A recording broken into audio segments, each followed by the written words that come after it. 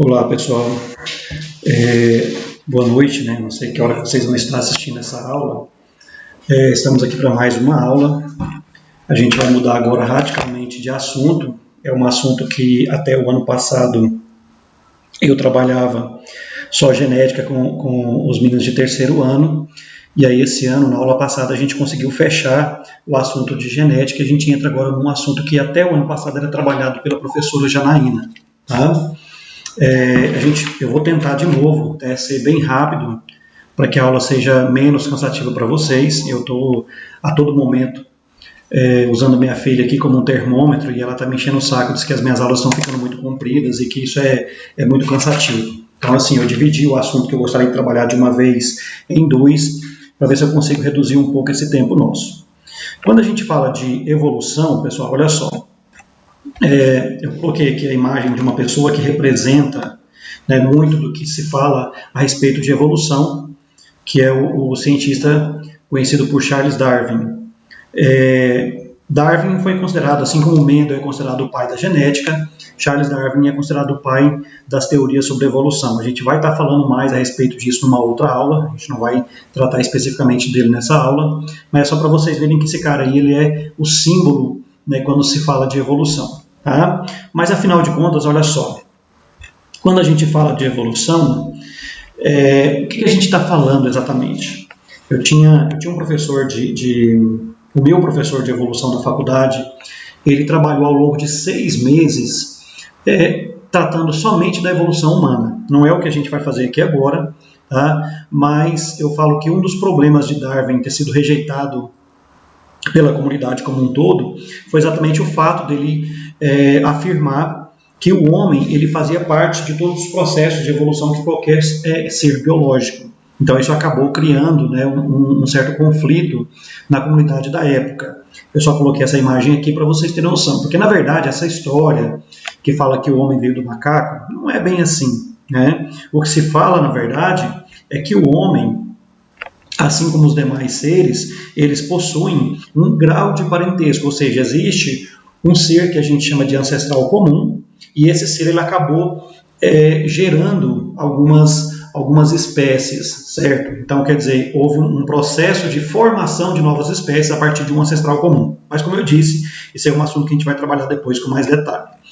Bom, a gente vai começar exatamente falando sobre o que a gente chama de evidências da evolução, certo? Quando a gente fala evolução, são os fenômenos que acontecem, são as transformações que acontecem com os seres ao longo dos tempos, certo? Então, como eu disse para vocês, quando se trata de evolução, essa imagem aqui, ela acaba refletindo boa parte do que se pensa sobre evolução. Eu não quero, é claro que vocês se preocupem com os nomes, mas o que eu tenho aqui? Eu tenho uma árvore filogenética.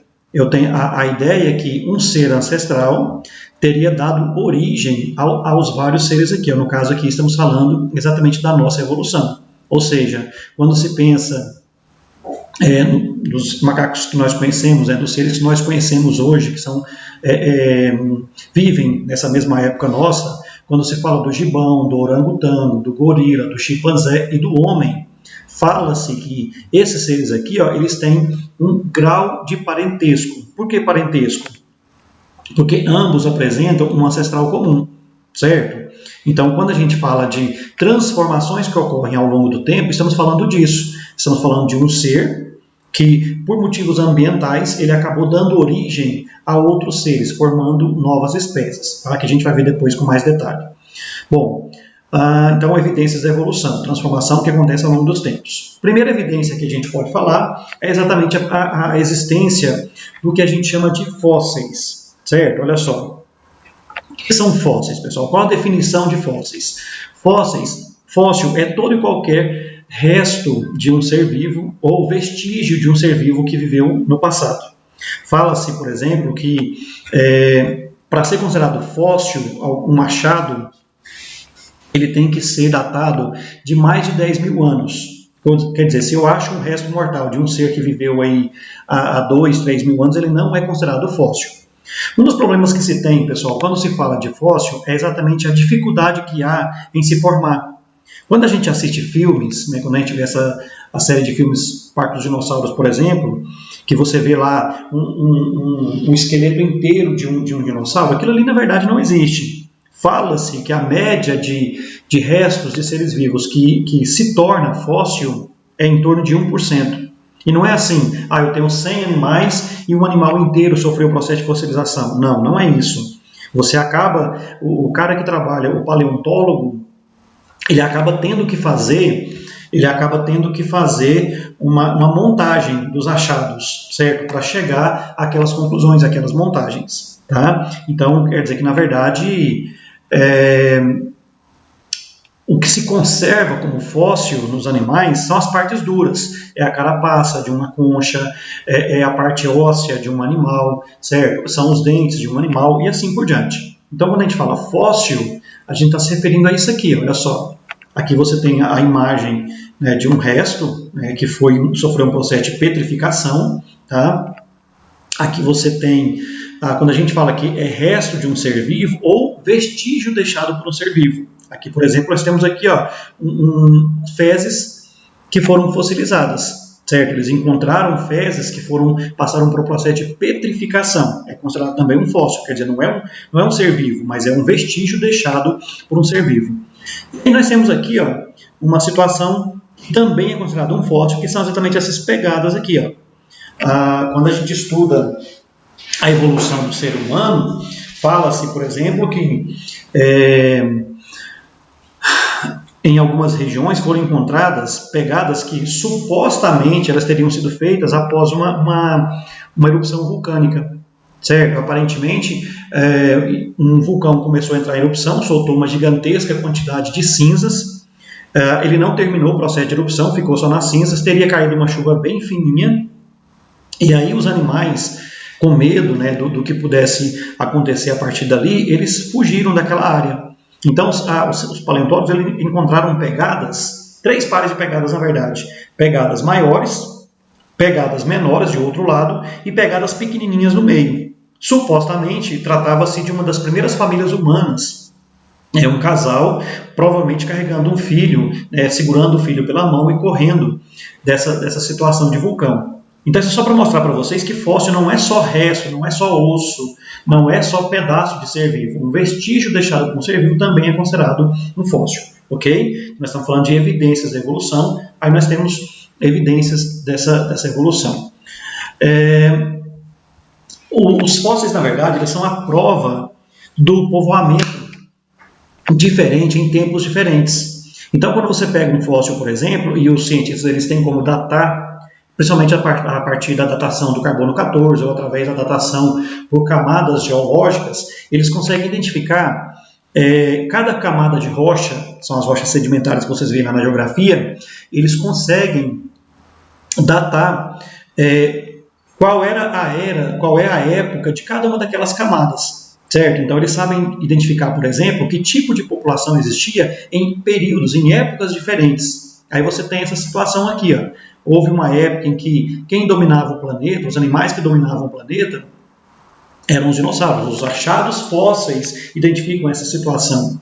Houve uma época em que houve um domínio maior dos peixes. Houve uma época, quando é claro que não é assunto para todos aí, isso é coisa mais de quem vai trabalhar nessa área, na área de geologia, na área de geografia, na área de ciências biológicas. A gente estuda muito isso. Existia um grupo de seres que aparentemente eles dominaram o planeta.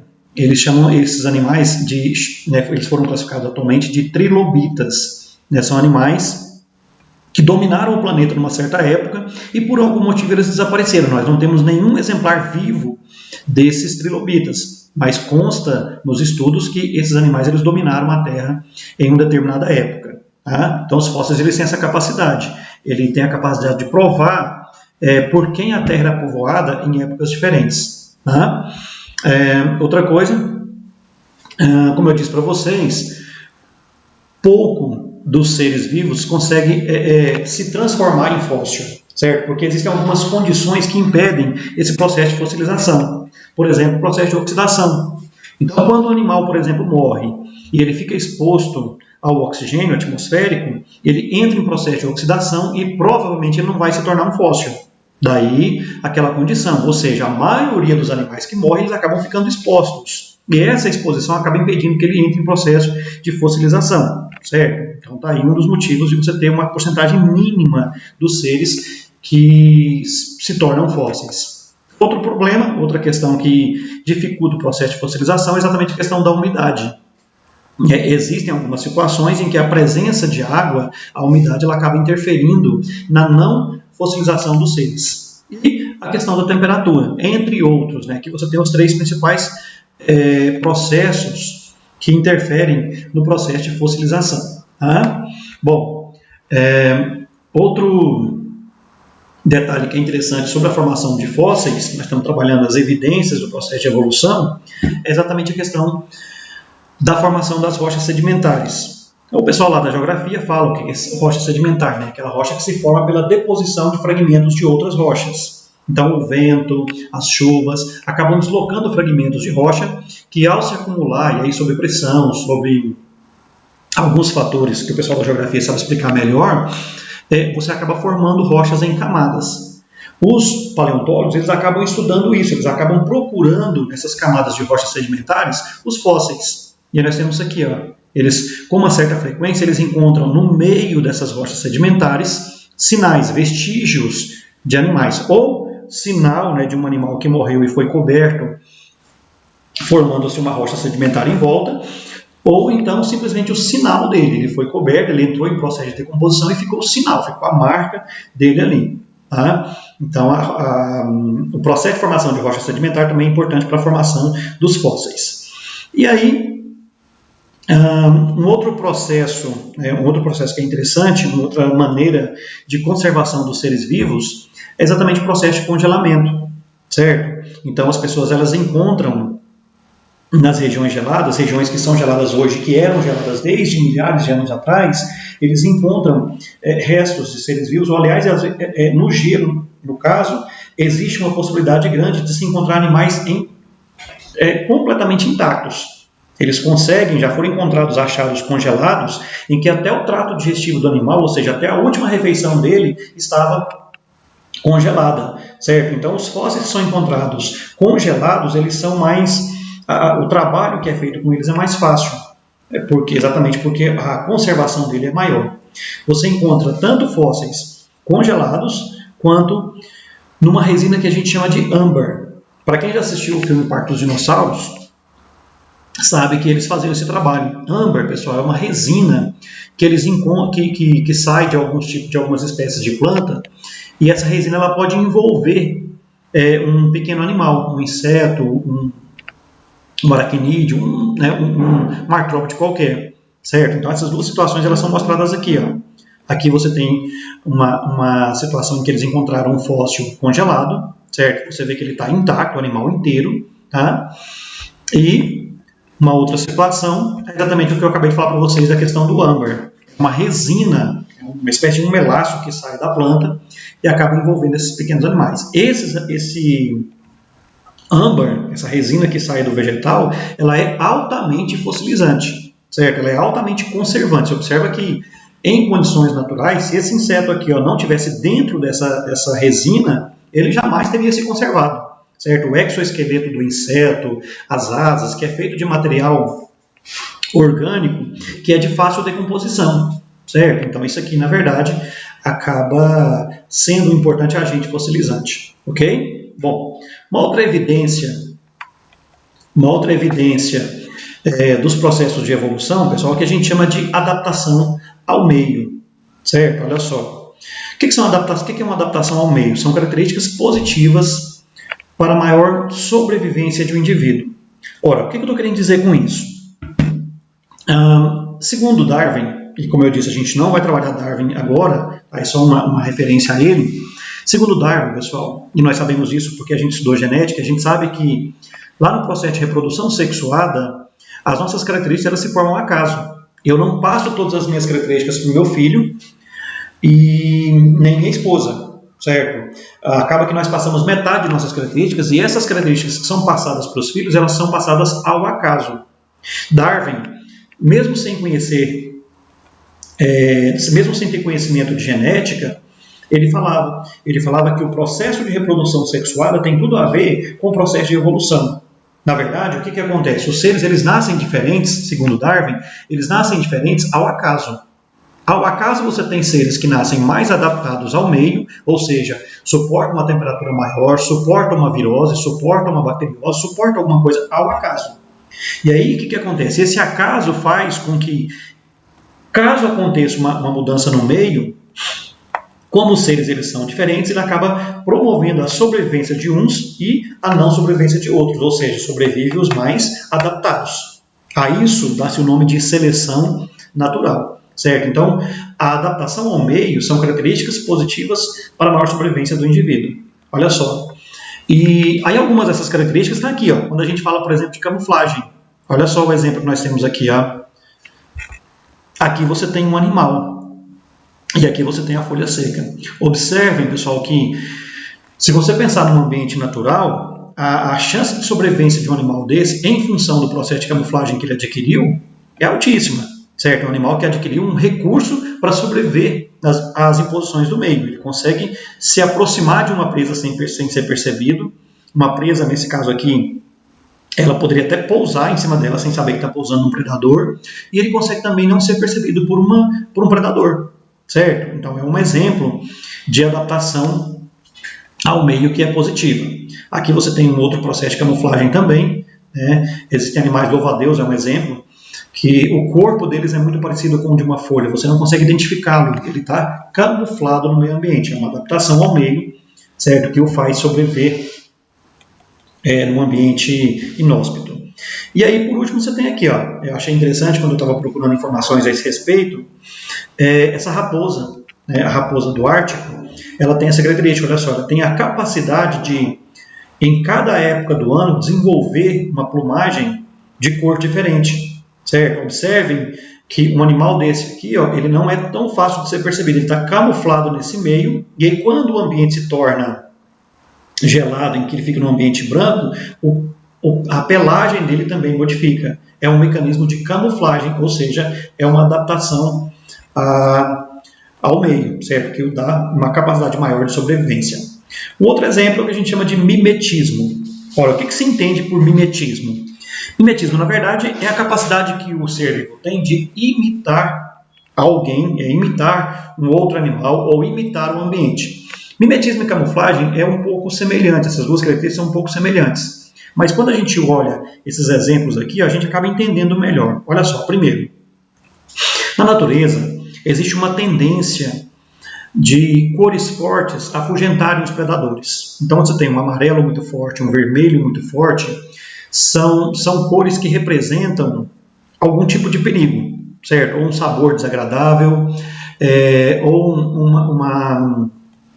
a presença de uma toxina que faz mal. Então, alguns animais, é claro que nós sabemos que não são todos, alguns animais conseguem detectar essas cores fortes, certo? A gente fala que os animais não enxergam cores, mas alguns têm essa capacidade sim. Essas cores fortes, pessoal, então acabam afugentando predadores. O que acontece, por exemplo, é que alguns animais não têm perigo nenhum, não trazem perigo nenhum para nenhum predador, para ninguém que fosse se alimentar dele, e, no entanto, ele desenvolveu a capacidade de ter essas cores fortes, ou seja, ele está imitando uma situação perigosa, exatamente uma adaptação para a sobrevivência. Então, quando você tem isso aqui, ó, esses seres vivos, né, aqui o cogumelo, aqui um anfíbio, esse aqui é anfíbio também. Então, esses seres que apresentam essas cores fortes são seres que ou eles apresentam um perigo na natureza, ou eles estão imitando um tipo de perigo na natureza, certo? A outra característica que é interessante, que geralmente eu falo muito em sala de aula todo ano quando eu trabalho esse assunto, é isso aqui, ó. É uma característica interessante que eu acho que vocês sabem. Se você for atacado por um cachorro, por exemplo, é claro que os cachorros eles são domesticados, alguns são treinados e acaba isso não funcionando. Mas cachorro é um predador nato. Se você está passando por uma rua e encontra um portão aberto e o cachorro começa a correr atrás de você, se você der as costas para ele com certeza ele vai te atacar. Ele com certeza ele vai te alcançar. Se você vir e olha para ele é um predador nato. Predadores, pessoal, tendem a não atacar a sua presa olhando nos olhos. Isso é uma característica óbvia. Por quê? Predadores geralmente atacam suas presas para quê? Para alimento, para alimentação. Então, o que ao longo do tempo eles percebem? Eles percebem que toda vez que eles vão atacar uma presa de frente para os olhos dela, ou seja, olhando nos olhos dela, a presa consegue fugir e ele não tem sucesso na captura. Então, naturalmente, o predador desenvolveu essa característica de atacar sempre por trás. Certo? O que alguns animais fazem? Aliás, inclusive algumas características seres humanos. Tem alguns filmes que retratam isso. Em algumas tribos da África, olha o que o pessoal faz. Ele faz uma espécie de uma máscara com olhos bem grandes e colocam aqui, colocam na nuca. Por quê? Quando eles colocam aquela máscara com olhos gigantes na nuca, caso um predador, porque naturalmente o predador ataca por trás, caso um predador chegue para atacá-lo, quando ele se depara com aqueles olhos gigantes, ele acaba sendo afugentado. Por que eu estou falando isso? Olha só o exemplo que nós temos aqui. Aqui você tem duas borboletas, certo? E essa estrutura aqui, que está parecendo um olho, na verdade é um mimetismo.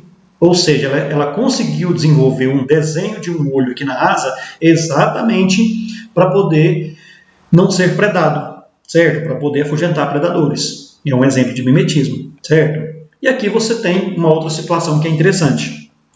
Eu não sei se vocês sabem, quando se trata de cobra coral, isso aqui são exemplos de cobra coral, existe a cobra coral falsa e a cobra coral verdadeira, certo?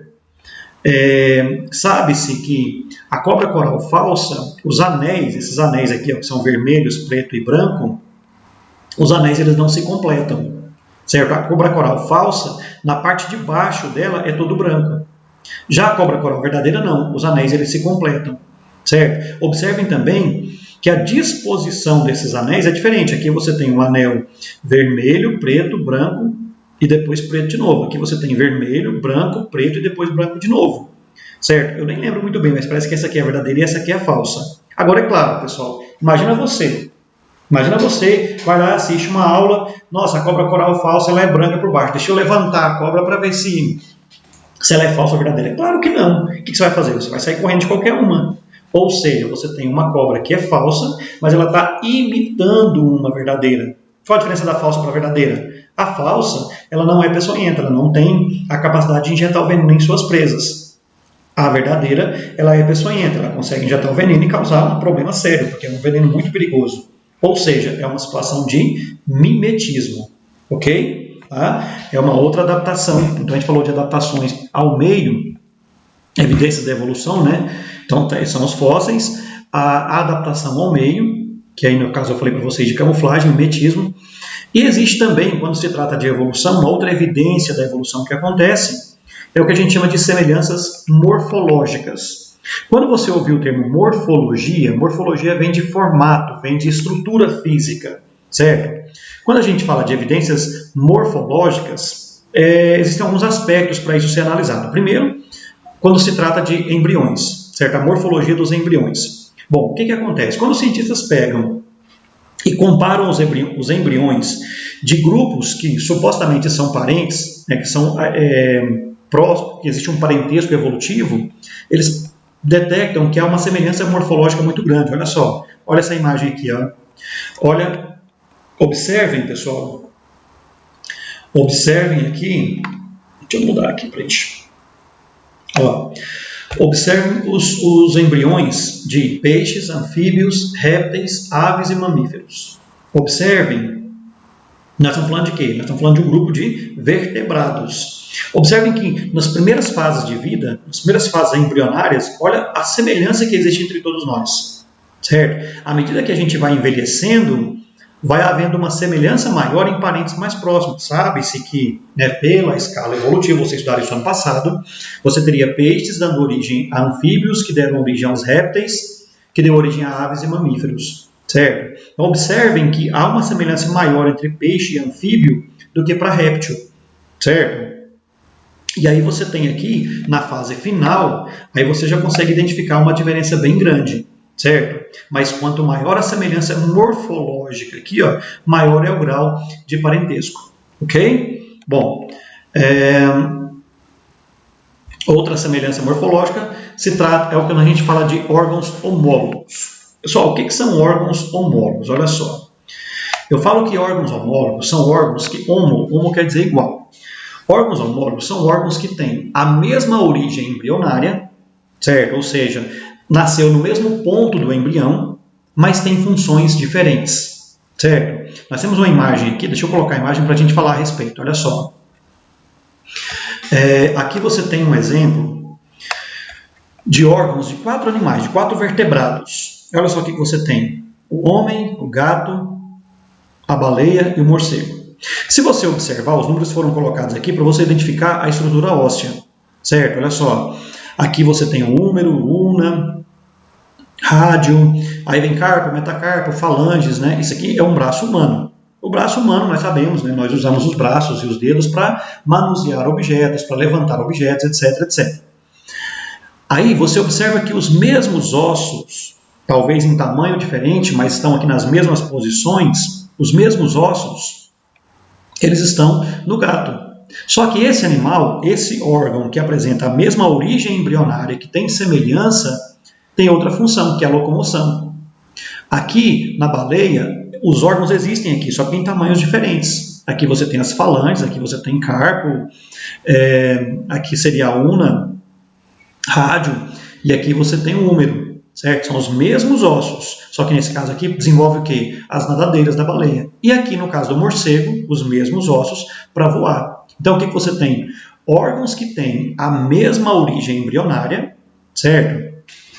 Que vai apresentar função diferente. A gente poderia colocar aqui, e é interessante, porque é uma coisa mais palpável para vocês, a asa de um pássaro, a asa de uma ave. Certo, olha só. No caso, eles quiseram colocar aqui apenas mamíferos, né? Mas a gente poderia colocar aqui também inserido uma ave. A gente poderia colocar, pega uma asinha de frango. Quando você pega aqui, ó, a asinha do frango, vamos comparar com a nossa aqui, ó. A coxinha da asa, na verdade, é o húmero. Se você pegar aquela parte maior da asa, é isso aqui, ó. Você já pode observar que na parte maior da asa, naquela parte maior da asa de um frango, quando você vai comer, esses dois ossinhos aqui, ó, que nós temos aqui, a una e o rádio, é exatamente aquela parte maior da asa. Aquela parte menor da asa é isso aqui, ó. E aí, se você observar, tem umas pontinhas, que são, na verdade, os dedos. São órgãos que, como eu disse, apresentam a mesma origem embrionária, porém apresentam funções diferentes. Professor, por que isso aconteceu? O que explica a existência desses órgãos homólogos? O que explica, pessoal, é que provavelmente aconteceu o que a gente chama de irradiação adaptativa. O que é isso? Existia um ancestral comum e esse ancestral ele acabou dando origem a vários seres. O que aconteceu? Cada ser acabou desenvolvendo uma necessidade. Então, esse ancestral comum acabou desenvolvendo-se para voar, para correr, no caso do ser humano para manusear objetos, certo? Então, o que teria acontecido? Os seres irradiação adaptativa seria o quê? Você tem um grupo de seres numa área e eles se espalham. Quando eles se espalham, cada um vai para um ambiente diferente. Em cada ambiente, pessoal, existem necessidades diferentes, certo? O que teria feito com que aqueles que não se adaptassem morressem. Aqueles que se adaptaram, ou seja, que ao acaso nasceram diferentes, acabaram gerando espécies com características diferentes, certo? Então teria acontecido uma irradiação, ou seja, um grupo se espalha e cada ambiente vai fazer com que hajam adaptações diferentes. Ou seja, ambientes diferentes selecionaram seres de maneira diferente, certo? E aí você tem aqui o que a gente chama de órgãos análogos. Eu preciso muito que vocês façam a distinção de órgãos homólogos e órgãos análogos. Vamos de novo, olha aqui. Órgãos homólogos são aqueles que têm a mesma origem, mas com funções diferentes. Nadar, correr, andar, voar. Quando eu falo órgãos análogos é o contrário de homólogos. São órgãos que têm origem diferente, ou seja, são órgãos que não têm nada a ver um com o outro, têm origem, nasceram em pontos diferentes do embrião, mas apresentam a mesma função. Olha só o que nós temos aqui, ó. Aqui você tem asa de inseto e asa de ave, certo? Esses órgãos que nós temos aqui, esses ossos que nós temos aqui, a origem embrionária não tem nada a ver com a origem embrionária dos insetos. Ou seja, são estruturas que não têm nada a ver uma com a outra, no entanto servem para a mesma coisa. Serve para quê? Exatamente para voar, certo? Isso acontece também, não coloquei aqui para vocês, mas vocês podem procurar, Isso acontece também com o caso das baleias, né, que são mamíferos, e os peixes, certo? A nadadeira da baleia e do peixe são nadadeiras de origem embrionária diferente. No entanto, ambas servem para quê? Servem para nadar. E aí, o que provocou isso, professor? Aí é um processo contrário, olha só. Aconteceu uma convergência adaptativa. O que seria convergência adaptativa? Seres que não tinham nada a ver um com o outro, mas que acabaram indo para o mesmo local. Quando aqueles seres que não tinham nenhum parentesco foram para o mesmo local, você tem um ambiente selecionando dois grupos de maneira diferente. Como você tem dois grupos no mesmo ambiente, sendo selecionados de mesma maneira, isso provoca o quê? Olha só. Isso faz com que o morcego e o inseto, por exemplo, que não tem nada a ver, não tem nada de parentesco um com o outro, eles acabam desenvolvendo o quê? Asas. Ok? Tá? Então é isso. Órgãos homólogos têm homo igual origem, função diferente. Provavelmente um grupo se espalhou e acabou gerando funções diferentes. Órgãos análogos não tem nada a ver um com o outro, mas apresentam, as estruturas apresentam a mesma função. Nesse caso, o que teria acontecido? Uma convergência adaptativa, ou seja, seres que não tinham nada a ver um com o outro, que foram selecionados no mesmo ambiente. Ok? Bom, e aí nós temos o que a gente chama de evidências moleculares. O que seriam essas evidências moleculares, pessoal? Como eu disse para vocês, eles estão tentando provar o grau de parentesco, né, entre os seres vivos, ou seja, por que eles apresentam essas características.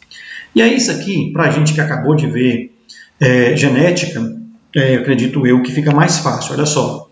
Primeiro, eu andei falando para vocês já que o nosso código genético ele é universal.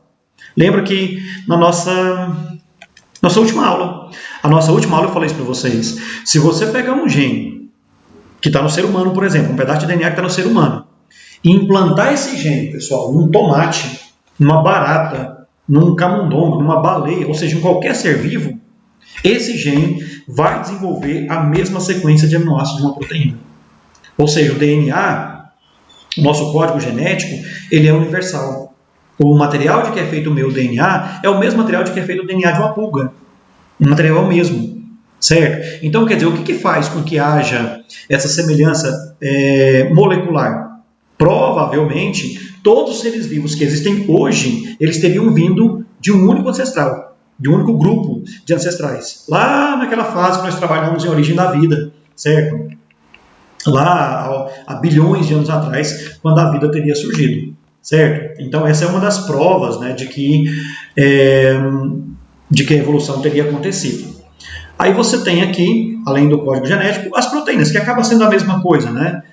Nós sabemos, por exemplo, que as proteínas de origem animal, para nós, em termos de proteína, em termos de acesso a aminoácido, elas são mais viáveis. Por quê? Exatamente pelo fato de que as proteínas animais, por sermos parentes mais próximos, os aminoácidos essenciais, eles estão presentes em maior quantidade, em quantidades suficientes em alimento de origem animal, certo? Então, quando se trata de proteína, olha só, as proteínas que tem nos diferentes tipos de animais, aqui você tem aqui frango, aparentemente um porco, a carne de vaca, são proteínas que apresentam os mesmos tipos de moléculas, certo? Os mesmos aminoácidos, ok? E aí, por último, nós temos, isso aqui é só um exemplozinho que eu resolvi colocar para vocês, que é interessante também. Isso aqui é um assunto que eu trabalhei com vocês lá no primeiro ano, quando eu falei para vocês de dois assuntos.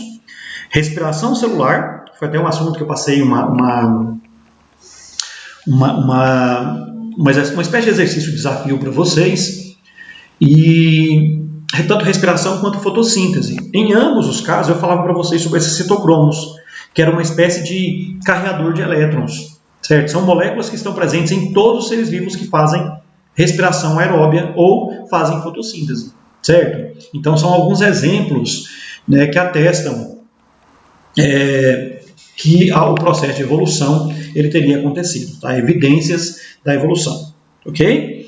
Bom, pessoal, era isso que eu queria de vocês hoje, tá? Eu acredito que essa aula ficou bem curtinha, e a ideia é que, então, na próxima aula que eu trabalhar com vocês, na semana que vem, eu possa estar terminando esse assunto. A gente vai falar um pouquinho sobre as teorias da evolução. A gente vai falar um pouquinho sobre Darwin, né, que eu comecei a falar com vocês agora, e sobre Lamarck. Ok? Então, tchau, tchau, um abraço.